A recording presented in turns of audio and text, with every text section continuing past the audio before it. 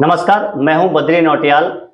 नगर पालिका के चुनाव की तैयारियां लगातार जारी हैं और जहां सरकारी स्तर पर इसकी कवायदें तेज हो गई हैं, वहीं अब प्रत्याशियों की उम्मीदें भी लगातार बढ़ रही हैं कि शायद अब नगर पालिका का चुनाव जल्दी होने वाला है।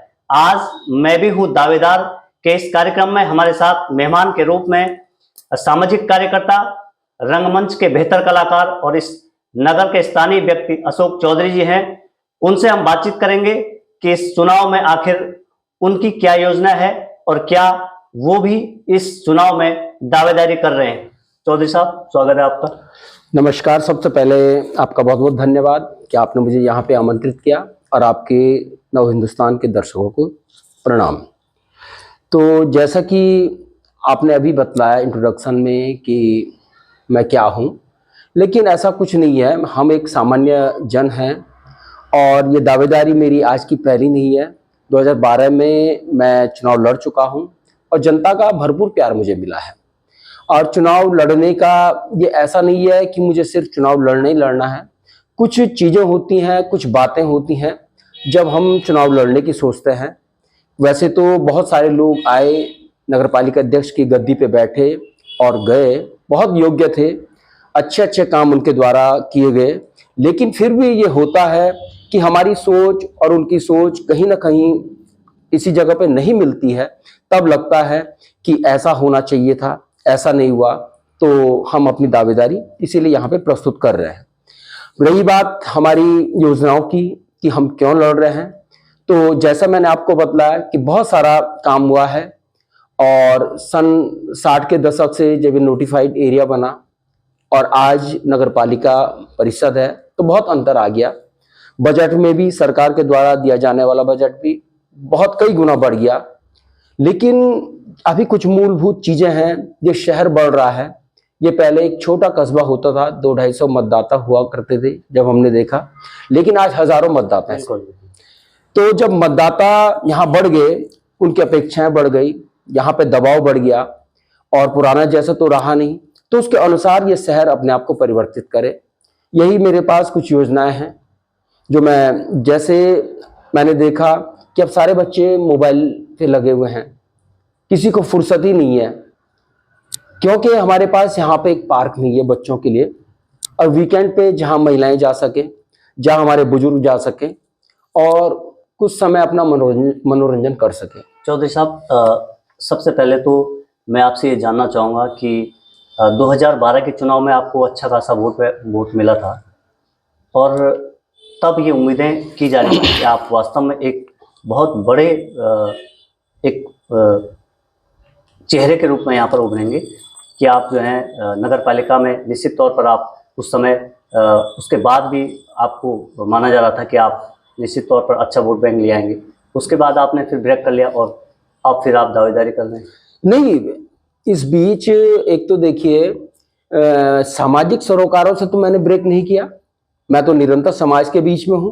और जब मैंने चुनाव लड़ा था उससे भी पहले मैंने बहुत सारी चीजें, चुनावी तैयारियां तो नहीं की थी। मेरी जो सामाजिक भूमिकाएं थी, जितनी सहभागिता थी समाज में, मैं उसी के आधार पे गया था और आज भी मैं उसी आधार पे गया। मैं चुनाव के लिए कुछ नया, कुछ अलग करने वाले लोगों में से नहीं हूँ कि चुनाव आया आप सामाजिक बन गए और चुनाव नहीं होगा तो आप सामाजिक नहीं बने। मेरी भूमिकाएं निरंतर हैं, चाहे वो मंच के माध्यम से हो, चाहे वो किसी के काम आने, किसी की मदद करने के माध्यम से हो, चाहे सामाजिक विषयों पे बोलने की बात हो या कुरीतियों पे बोलने की बात हो, चाहे मंच में जाने की बात हो, तो मेरी कभी भी ब्रेक नहीं आया और मैं निरंतर अपने पथ पे आगे बढ़ रहा हूँ। और उसी भूमिका को लेके, जैसी भूमिका मेरी पहले थी, उसी भूमिका लेके मैं भी चल रहा हूँ। आपके पास जैसे युवा चेहरा के रूप में आप जो चुनाव लड़ रहे हैं, शहर के विकास के लिए आपके पास क्या प्लान है, क्या योजना आपके पास है कि इस रुद्रप्रयाग शहर का बेहतर डेवलपमेंट किया जा सके? हाँ, ये प्लान है। मैंने जैसे पहले बोला कि शहर विकसित हो रहा है ये, लेकिन विकसित होना सिर्फ कंक्रीट के जंगल बन जाने से शहर विकसित नहीं होता। शहर मानव का विकास होना चाहिए, उसकी मानसिकता का विकास होना चाहिए और उसमें बहुत सारे आयाम उसके हैं कि नालियां बन रही हैं, ठीक है, सड़कें बन रही हैं, ठीक है, पथ प्रकाश है, ठीक है, ये और बेहतर किया जाएगा, ये मूलभूत चीजें हैं। लेकिन मैंने जैसे आपको कहा कि शहर बढ़ रहा है, लेकिन इसका मानसिक विकास कैसे होगा? इतना बड़ा शहर है और यहाँ पे एक लाइब्रेरी नहीं है। मेरा ये मानना है कि एक लाइब्रेरी जरूर होनी चाहिए शहर के बीचों बीच, ताकि हमारा युवा वहां जाए और कम से कम किताबों से कुछ सीखे, उसकी तर्क शक्ति बढ़े, उसकी हमसे किसी से भी उसका ज्ञान बढ़े, वो अपनी एक दिशा पाए। इसका अतिरिक्त जैसे मैं पहले भी कह रहा था कि हमारे पास एक पार्क नहीं है, कि हम कहाँ, हमारी महिलाएं, हमारे बुजुर्ग कहाँ जाएंगे? शाम को हमारे बुजुर्ग घूमना चाहते हैं, बच्चे खेलना चाहते हैं, वो नहीं है। ये एक शारीरिक विकास और मानसिक विकास के लिए जरूरी होता है। रही शहर के विकास के लिए, तो सीवर ट्रीटमेंट प्लांट यहाँ पे नहीं है। आप बताइए, इतना बड़ा शहर है, इतनी गंदगी यहाँ से पैदा होगी। जब मानव बड़े हैं तो निसंदेह मलमूत्र भी बढ़ेगा, गंदगी भी बढ़ेगी, तो उसके ट्रीटमेंट के लिए हमारे पास कोई योजना नहीं है। तो मैं चाहता हूँ कि ट्रीटमेंट के लिए उसकी योजना हो। आप शहर में जाओगे तो आप देखेंगे जितनी यहाँ पे भीड़ लोगों की है, उससे दुगने तो यहाँ पे आवारा पशु हैं। अब उन्हें कैसे कंट्रोल किया जाए? कांजी हाउस गायों के लिए, बैलों के लिए, या जितने सांड वगैरह यहाँ पे छोड़े उनके लिए होगा, लेकिन कांजी हाउस की भी अपनी क्षमता होती है। हर व्यक्ति अगर रिंग छोड़ने लगे, ये भी ठीक है, उसके लिए सख्त नियम बनाए जाए। और हम कोशिश करेंगे, अगर हम चुने जाते हैं, कि ये सारा बंद हो, गायों को उनके स्थान, यथोचित स्थान पे भेजा जाए, लेकिन छोड़ने वालों पे भी कार्रवाई हो। बंदरों से पूरा शहर परेशान है। आज हमारे किचन गार्डन में कुछ भी नहीं हो रहा है, एक धनिया का पेड़ नहीं हो सकता है। तो ये सारी चीजें हमें देखनी है।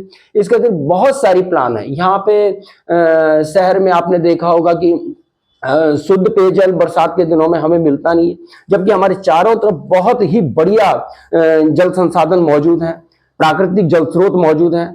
हम केवल गधेरे पे डिपेंड हैं, तो क्यों ना हम उन्हें टैप करके पूरे शहर को स्वच्छ जलापूर्ति कर सके। इसके बाद महिलाएं हैं, बुजुर्ग हैं, आपने देखा है, आते हैं, सरकार की योजनाएं आती हैं, उन्हें पता ही नहीं है, कोई बताने वाला नहीं है उन्हें कि आज बुजुर्गों के लिए योजनाएं हैं, महिलाओं के लिए योजनाएं। तो हम अगर चुनेंगे तो नगर पालिका के भीतर एक काउंटर ऐसे बनेगा जहां पे चाहे वो समाज कल्याण हो, चाहे कोई भी विभाग हो, चाहे बैंक हो, सबकी जानकारियां, सबके पोस्टर बैनर हमारे पास होंगे, और जिसे जानकारी लेनी है वो वहां आए। इवन कि वृद्धा पेंशन, विधवा पेंशन लगानी भी है तो वहां पे आए, हम स्वयं उनसे बात करेंगे, उनके डॉक्यूमेंट्स पूरे करेंगे और विभाग तक जमा करने की जिम्मेदारी हमारी होगी, ताकि मानव का विकास हो। और रही बात अन्य चीजें, तो आजकल तो चेयरमैन नहीं है, लोकतंत्र आजकल है नहीं भाई, प्रशासन के हाथ में।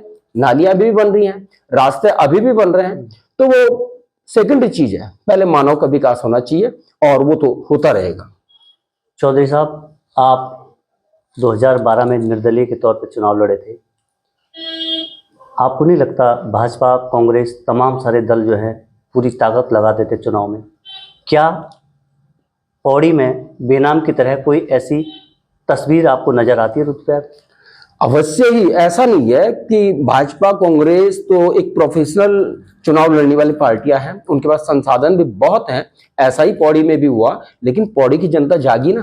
पौड़ी की जनता ने 2-2 बार, 3-3 बार बेनाम को जिताया, एक निर्दलीय को। अब बहुत सारी जगह है, हम यहाँ पे कोशिश करेंगे। पिछली बार हमने कोशिश की और हम जीतते जीतते हारे, क्योंकि हमारा पहला चुनाव था, हमारे पास इतनी तमाम योजनाएं नहीं थी, जानकारियां उतनी नहीं थी। लेकिन इस बार हमें लगातार 12 साल हो गए हैं इन चीजों को देखते हुए, चुनाव का रंग ढंग भी हमने देखा है, तो हम निसंदेह जीतेंगे इस समय। क्या लगता है आपको, क्या आपके पास जो वोट बैंक था उस समय, क्या उसमें इस बार आपको बहुत ज़्यादा परिवर्तन दिख रहा है, या फिर पूरा माहौल आपके पक्ष में दिख रहा है?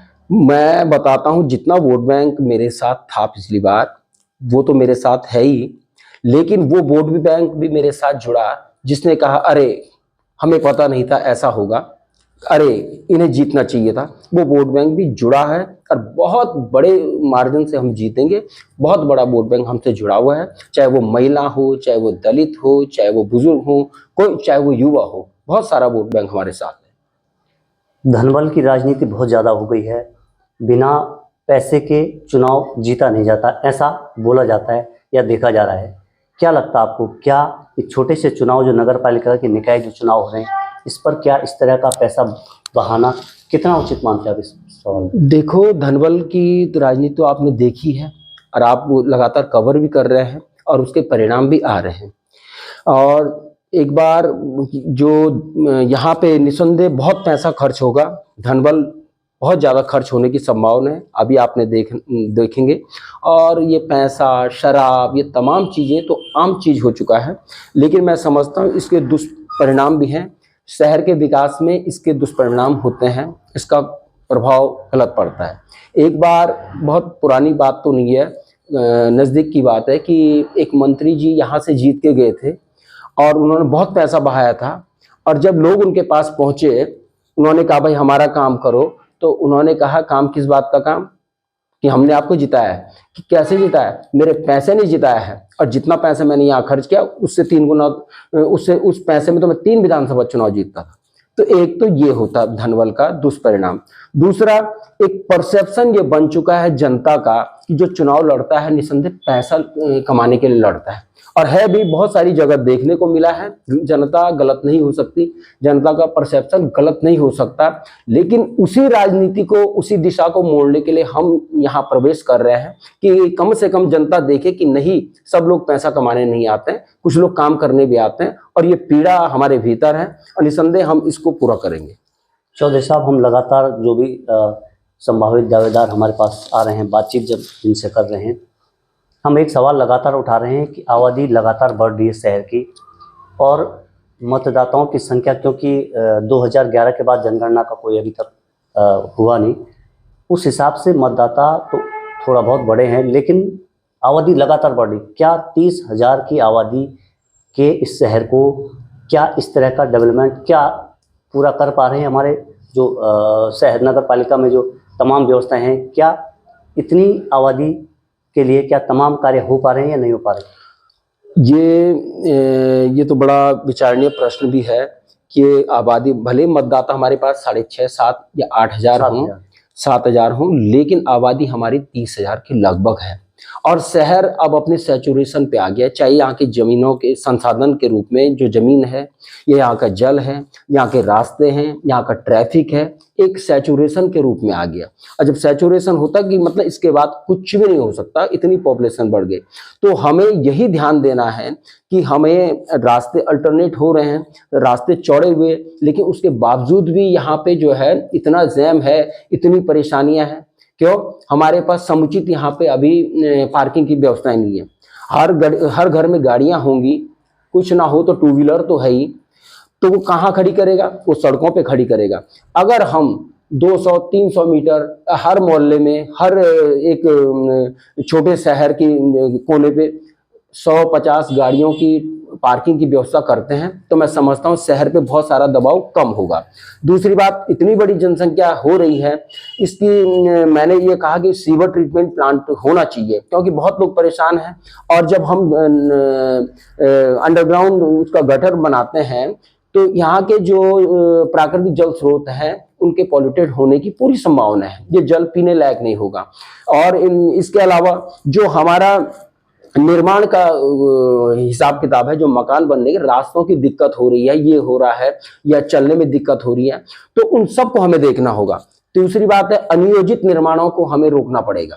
अनियोजित निर्माण के संदर्भ में जैसे कि बहुत रास्ते बन रहे हैं, लेकिन आप ये बताइए कि एक रास्ता अगर आज बनता है तो कम से कम उसकी 5 साल गारंटी तो कोई देगा, लेकिन वही रास्ता अगले साल ही बन रहा है, वही रास्ता उसके बाद भी बन रहा है। इसका मतलब वो रास्ता ही सही नहीं बना था, और वो बजट जनता का पैसा बर्बाद हुआ।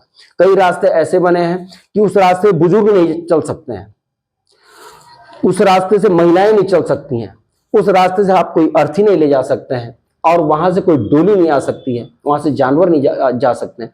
तो कैसा निर्माण है ये? तो इन निर्माणों की बजाय हमें एक सकारात्मक निर्माण की ओर आगे बढ़ना पड़ेगा, ताकि आने वाली जनता एक गर्व महसूस करे कि मैं इस मोहल्ले में रहता हूं। आज यहां से अमसारी में अगर कोई 50 लाख रुपए खर्च करके एक मकान बनाता है और सोचता है कि मुझे कुछ इनकम होगी, 4 किराएदार इसमें, तो किराएदार बिल्कुल नहीं आएगा उसमें। क्यों? एक गैस का सिलेंडर भी ऊपर तक पहुंचेगा 200 रुपए में, एक आटे का बैग भी 100 रुपए में पहुंचेगा। तो ये सारी समस्याएं हैं, और मिल बैठ के लोगों से बात करके धीरे धीरे इसका समाधान निकलेगा। चौधरी साहब, अगर भाजपा, कांग्रेस या कोई अन्य दल, क्योंकि आप यूकेडी में तो हैं, अगर आप पर दांव खिलता, क्या टिकट का आपको प्रलोभन दिया जाता क्या आप साथ जाएंगे? नहीं, ऐसा नहीं है, क्योंकि मैं पहले भी निर्दलीय लड़ा था, अभी भी मैं निर्दलीय ही लड़ूंगा। क्योंकि ठीक है, अगर कोई मुझे प्रलोभन दे सकता है या दिया होगा, कई चीजें हो सकती हैं, पर मुझे लगता है कि मैं जनता को अपने आप के कारण चुनाव जीतूं। जनता मुझे जिस रूप में देख रही है, जिस रूप में मुझे जानती है, उस रूप में मुझे वोट दे। मुझे ये भाजपा, कांग्रेस या यूकेडी इन तमाम पार्टियों से जोड़कर न देखे, क्योंकि जनता, मत तो जनता को देना है। पार्टियां तो खैर दुनिया भर की होंगी, अब वो मुझे स्वीकार भी करती है तो भी बहुत मैं उनका नमन करूंगा, नहीं भी स्वीकार करती है तब भी मैं उनको नमन करूंगा।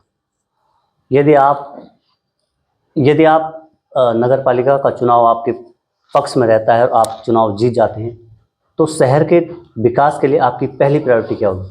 मैंने जैसे पहले कहा है, सबसे पहले मैंने आपको एक ही बात बोली है कि मुझे एक लाइब्रेरी का निर्माण यहाँ पे करना है। बिल्कुल, चाहे वो जगह कहीं भी हो, क्योंकि हमारे युवाओं को भविष्य सबसे पहले है। हमारे युवा पढ़ेंगे लिखेंगे तो कल वो हमसे सवाल करेंगे कि आप ये काम नहीं, क्योंकि सबसे पहले समाज को अवेयर होना चाहिए, जानकार होना चाहिए। वो हमारा कॉलर तभी पकड़ेंगे जब वो जानते होंगे कि भाई क्या है, तो मैं सबसे पहले उन्हें अवेयर करूंगा। दूसरी, यहाँ पे जो समस्या है महिलाओं की, मैं देखता हूँ महिलाएं भटक रही, गरीब महिलाएं हैं, कोई विधवा है, किसी के घर में कोई नहीं है, कोई बताने वाला, वो भटक रही है। पॉलिथीन में कागज लेके जा, एक ऑफिस दो ऑफिस, किसी की विधवा पेंशन नहीं लगी है, किसी की वृद्धा पेंशन नहीं लगी है।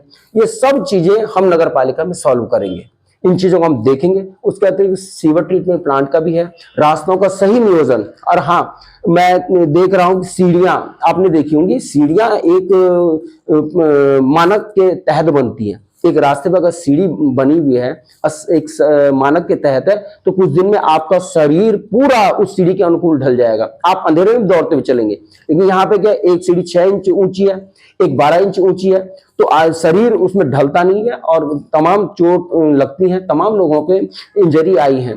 और इसके अलावा वो स्वास्थ्य के लिए भी हानिकारक है, क्योंकि हड्डी रोग उससे बढ़ते हैं। तो जो विकास होगा वो नियोजन के साथ होगा। जहां पे टू व्हीलर जाने की संभावना होगी, निसंदेह वहां पे टू व्हीलर जाएगा, जिन लोगों के लिए परेशानी है।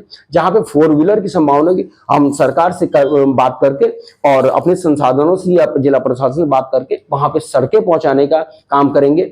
इसके अतिरिक्त पूरे शहर में आप देख लो, महिलाओं के लिए कोई शौचालय नहीं है, पूरा शहर आप छान मारो। 2 अभी जिलाधिकारी महोदय के द्वारा बनवाए गए हैं, लेकिन एक ये मकड़ी बाजार में है और एक सीधा तुम्हारे नए बस अड्डे पे है, इस बीच नहीं है। यात्री आते हैं, यात्रा सीजन में, या हमारी महिलाएं होती, माँ बहनें होती, बहुत परेशानी होती है। कई बार हम अपने व्यक्तिगत शौचालय में उन्हें ले जाते हैं, तो उन शौचालयों पे हमें काम करना पड़ेगा। चौधरी साहब, नगर पालिका के चुनाव में बहुत सारे दावेदार हो गए अब, क्योंकि हम देख रहे हैं युवाओं की बहुत ज़्यादा लंबी फेहरिस्त हम देख रहे हैं जो दावेदारी कर रहे हैं।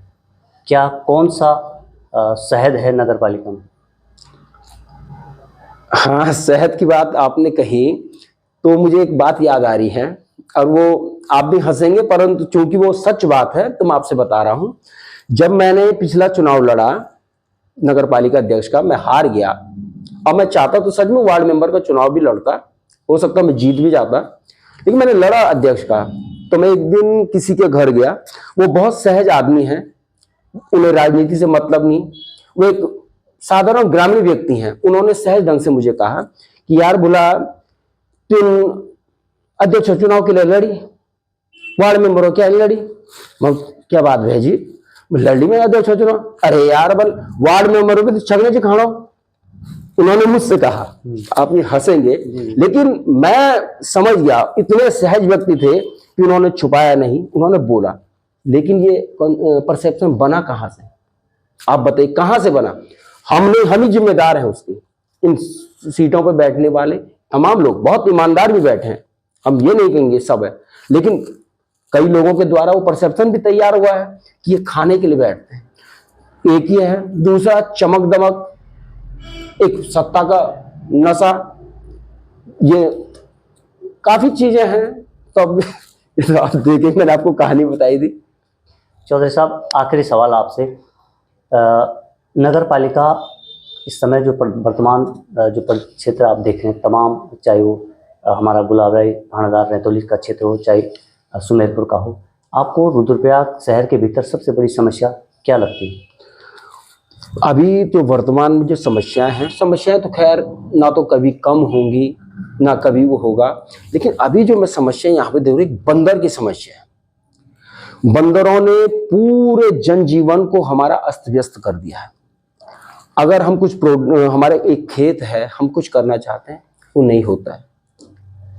घर में कपड़े वो रहने नहीं देते हैं, बच्चे हमारे बाजार अकेले नहीं जा सकते हैं, महिलाएं सब्जियां नहीं ले जा सकती हैं। तो एक बहुत बड़ी समस्या ये है, क्योंकि ये मानव से जुड़ी हुई समस्या है।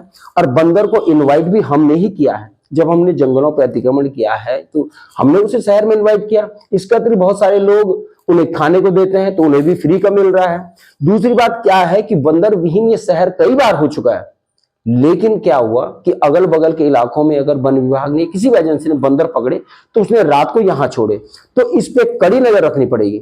दूसरी ये गायों की समस्या है। हम मानव इतना सेल्फिश हो गया है कि जब तक बैल ने हल लगाया, जब तक गाय ने दूध दिया, तब तो उसे रख रहे हैं। अब बूढ़ी होते ही मार्केट में छोड़ रहे हैं। तो उन लोगों पर भी लगाम लगाने की जरूरत है, उनको कानून के शिकंजे के तहत लाने की जरूरत है। ये सारी चीजें हम करेंगे। तो आप थे अशोक चौधरी जी, सामाजिक कार्यकर्ता हैं। आगामी जो नगर पालिका के चुनाव होंगे, आप भी दावेदारी प्रस्तुत कर रहे हैं निर्दलीय प्रत्याशी के तौर पर। मैं भी हूं दावेदार में। अगले किसी संभावित दावेदार से हम बातचीत करेंगे। तब तक के लिए नमस्कार। नमस्कार।